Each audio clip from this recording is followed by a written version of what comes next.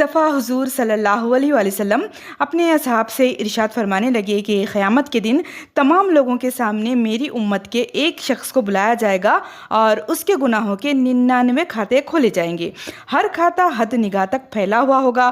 پھر اللہ عز و جل اس شخص سے فرمائے گا کہ کیا تم اس میں لکھے گئے کسی گناہ سے انکار کرتے ہو؟ وہ کہے گا کہ نہیں اے میرے رب۔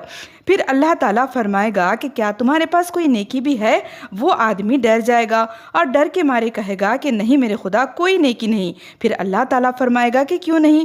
ہمارے پاس تو کئی تمہاری نیکیاں ہیں اور آج کے دن تم پر ظلم ہرگز نہیں کیا جائے گا۔